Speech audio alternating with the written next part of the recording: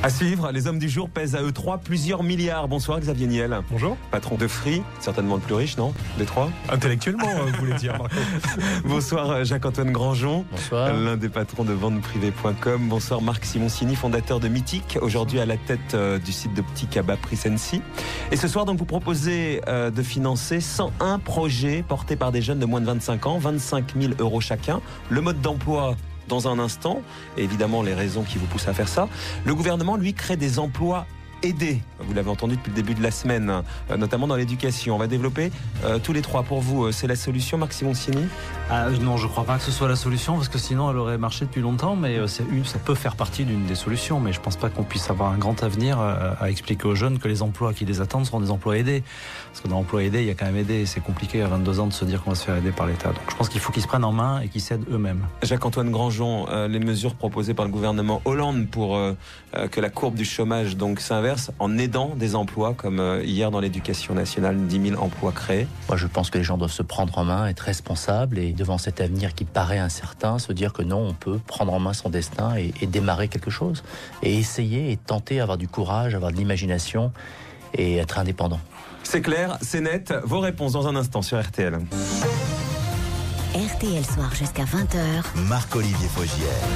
18h36. Ils sont trois business angels. Ils vont soutenir donc des projets portés par des jeunes de 25 ans et moins, respectivement donc fondateurs de Free, de Mythique et de venteprivée.com. Xavier Niel, Marc Simoncini, Jacques-Antoine Grandjean. Alors au départ, c'est votre idée, Marc Simoncini. On en avait parlé sur RTL, sélectionner 25 jeunes et leur offrir 25 000 €.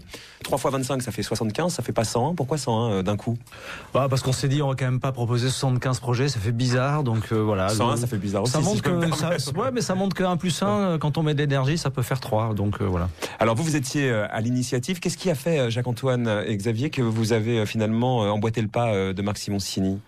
On était en train de déjeuner ensemble. Ouais. Xavier a dit, ça serait une super idée de mettre un peu plus de puissance dans le projet, de le faire ensemble et de passer à 100. Puis après, c'est devenu 101, mais voilà. Donc, c'était rajouter un peu plus d'efforts et le soutien à la fois de l'EMI, dont les étudiants vont décortiquer tous les projets qui vont être envoyés sur le site 101projet.com. Ensuite, de Théâtre de Paris, qui va venir recevoir ce marathon. C'est une idée de Xavier et de Marc, de faire un marathon sur 1 minute, c'est-à-dire 600 présentations. C'est un speed dating. Ça va nous prendre 10 heures le lundi, je crois que c'est le lundi 18 novembre. Lundi 18 novembre, toute la journée, à écouter, parce que je pense que les jeunes qui vont venir se seront concentrés pour cette minute importante pour eux, pour recevoir cette aide qui est à la fois importante, mais aussi symbolique dans l'aide intellectuelle qu'on va pouvoir apporter en soutien sur le courage d'entreprendre en France. Alors, qui devrait être vraiment mis en avant. 25 000 €, ça correspond à quoi quand on va démarrer une entreprise? Vous, Xavier Niel, si vous aviez 1 minute pour vous faire aider, vous diriez quoi? Top chrono. C'est merci. C'est comme ça que ça va se passer au Théâtre de Paris, donc le 18 octobre. Si vous aviez 1 minute... Pour vendre ça, vous avez 25 ans, vous avez une idée, vous avez envie de changer le cours de votre vie, vous voulez ne plus être dépendant de l'État, mais être dépendant de vous et de votre travail. Venez concourir, venez nous présenter en 1 minute votre projet, et si vous êtes sélectionné, on va vous aider, on va vous donner la main et on va vous donner 25 000 € pour débuter, que ça soit pour une entreprise, une association, une fondation, du moment que vous créez quelque chose, que vous faites émerger quelque chose. Je sais pas ce qu'on va faire des 30 dernières secondes par contre. 25 000 €, est-ce que ça correspond véritablement à quelque chose quand on démarre dans la vie? Vous, quand vous avez démarré dans la vie, Xavier Niel, on vous a aidé comment? Il fallait ces 25 000 € à l'époque, on était en francs pour pouvoir partir, ou alors c'est plus marketing qu'autre chose? Non, il y a 2 choses importantes, et en fait c'était le sujet du déjeuner. Moi, j'ai eu la chance d'avoir des parents, et je crois qu'on a tous eu la chance d'avoir des parents qui nous ont aidés et soutenus, hébergés quand on s'est lancé, etc. Mais le sujet, c'était de dire, quand on avait 20 ans et qu'on a lancé nos entreprises, nos parents nous ont donné des sommes entre 20 et 25 000 francs, qui était la somme de départ. Et puis, on s'est dit qu'aujourd'hui, pour aider les jeunes, il fallait leur apporter 20 ou 25 000 € pour faire la même chose. Et c'est partant de notre constat. On a transformé les francs en euros, on n'est pas très bon en maths.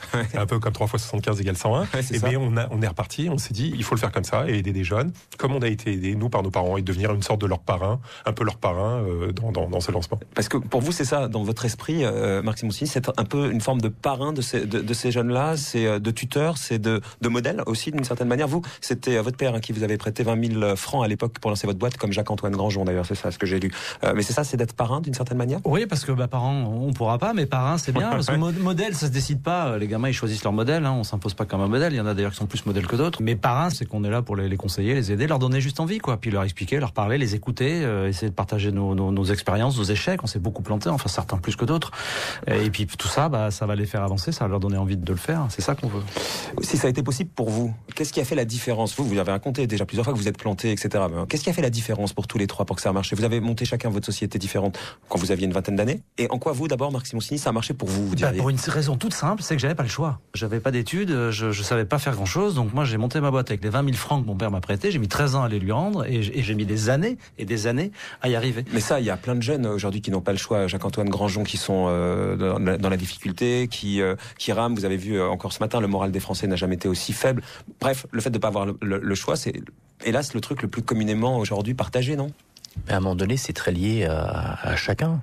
Moi, quand j'avais 20 ans, je voulais monter une entreprise. Je cherchais une idée de génie, je n'en avais pas. Donc mon père m'a prêté 20 000 francs et j'ai démarré comme soldeur. Donc je les ai investis en achetant des vieilles chemises pour les revendre en espérant faire un profit. Et puis j'ai fait ça et ça a duré 28 ans et c'est devenu ce que c'est vente privée aujourd'hui. Finalement, c'est ce capital de démarrage. Mais ce que vous voulez dire quand même, c'est qu'il faut aller puiser dans sa personnalité propre, dans son centre d'intérêt, dans ce qu'on est profondément. C'est ça que vous dites quand même. C'est ça. Si on n'est pas entrepreneur, faut pas aller pitcher une minute pour monter un projet si on n'a pas la foi dans les difficultés, dans essayer de réussir, dans des motivations personnelles. Chacun après ses motivations. Mais même plus que ça, parce que vous dites entrepreneur, mais c'est ça que vous conseillez malgré tout, c'est le domaine d'activité. N'allez pas chercher un créneau, allez plutôt chercher quelque chose que vous avez en vous. La nouvelle génération, ils aiment faire des choses qui leur plaisent. Ils font pas des choses qui leur plaisent pas. Et surtout si c'est des entrepreneurs, ils vont choisir des secteurs qui leur plaisent. Vous, Xavier? Je crois que quand on a 20 ans, c'est un moment où on a ses pleines capacités intellectuelles, ses pleines capacités physiques, on sait travailler 20 heures par jour, et puis on peut avoir des secteurs ou des domaines qui nous plaisent. Et en mélangeant tout ça, on a deux choix, soit ne rien faire, soit se prendre par la main, avancer. Et nous, on donne une deuxième main avec un peu d'argent pour aider à aller dans ce sens. Vous parlez de sondage, il y a un sondage intéressant cette semaine, c'est 80 et quelques % des Français pensent que ce sera les dirigeants d'entreprises et les entreprises qui sauveront l'économie, qui sauveront la France. Mais nous, on croit la même chose. Et plus il y aura de jeunes qui se lanceront et qui créeront leur propre business, leur propre métier, leur propre activité, leur propre association, leur propre fondation, plus on a de chance d'aider ce pays et de le remettre sur le droit chemin. Et on a un autre sujet qui est extrêmement important pour nous trois, qui est, on a 200 000 jeunes exclus du système scolaire. J'allais y venir, parce qu'on est en plein dans le bac, il y a donc plein de jeunes qui n'auront pas de diplôme, 200 000 par an, donc, et c'est à eux que vous vous adressez aussi. Ces jeunes-là, on leur donne pas d'espoir, pas d'envie, ils ont rien en visibilité, rien. Et si on est capable sur ces 200 000 d'en aider quelques dizaines au passage, c'est une bonne nouvelle. Et c'est de dire, votre devenir ou votre destin, il n'est pas dans le fait de potentiellement imaginer pouvoir faire des conneries. On peut faire des choses intelligentes, construire quelque chose de légal, de bien, et qui va vous donner mieux que ce que vous pouviez imaginer en faisant des bêtises. Justement, vous qui êtes des exemples de réussite, vous êtes à bac plus ou moins combien, vous, Xavier Niel? Bac tout court. Bac tout court, bac quoi? Scientifique. Mention? Non. Non. Faut pas abuser. Vous, Jacques-Antoine? Moi, j'avais raté mon bac C, scientifique. Et j'ai repassé un bac éco, puis j'ai fait une école de commerce qui s'appelle le European Business School, qui est un endroit de passage sympathique pour commencer à apprendre les nuits parisiennes. Et vous, Marc Simoncini? Moi, j'ai un bac D. D, c'était à l'époque sciences naturelles. Ouais. Donc j'étais un expert en grenouilles et j'ai fait 2 années d'informatique et ensuite je suis créé ma première boîte. Donc, ce que vous nous dites quand même ce soir sur RTL, c'est que bon, les études c'est bien, mais c'est pas indispensable. C'est à l'épuiser. Il y a plein de routes. C'est ça. Il y en a une, c'est les études. Il y en a une autre, c'est avoir envie de prendre sur soi et de se lancer, de bosser, de changer les choses. Alors, à ces 101 projets là que vous allez accompagner, d'abord, on rappelle le mode d'emploi. Il y a un site internet, Marc Simoncini. Il y a une adresse email qui est 101 projets, 100 en lettres, 1projet.com, pardon. Donc, on vous envoie les idées. Ensuite, il y a une sélection. Donc, les élèves de l'EMI. L'EMI, vous rappelez ce que c'est, l'EMI? C'est une école qu'on a lancée tous les trois pour aider des jeunes à se préparer au métier de l'Internet. Donc, ils présélectionnent 300 dossiers. Ces 300 dossiers viennent pitcher, viennent nous voir, viennent nous se présenter en 1 minute le 18 novembre au Théâtre de Paris.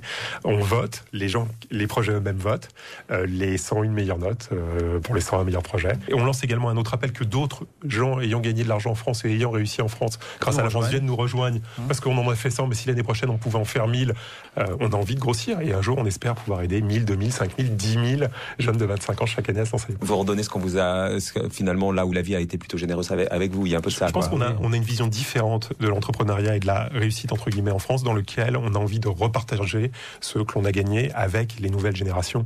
On peut sembler très anglo-saxon, on nous le dit, nous on a l'impression d'être très normal, mais c'est de dire merci au pays qui nous a aidé à faire ça, et pas merci seulement en payant des impôts, mais en aidant des jeunes à pouvoir faire la même chose. Et en inversant une tendance qui est de dire que l'herbe est plus verte ailleurs dans d'autres pays, alors que nous on estime que la France est au centre de l'Europe. Il y a un projet fantastique si on arrive à canaliser les énergies et le désir. On a bien entendu. Merci de nous avoir fait partager ça sur RTL. Merci à vous.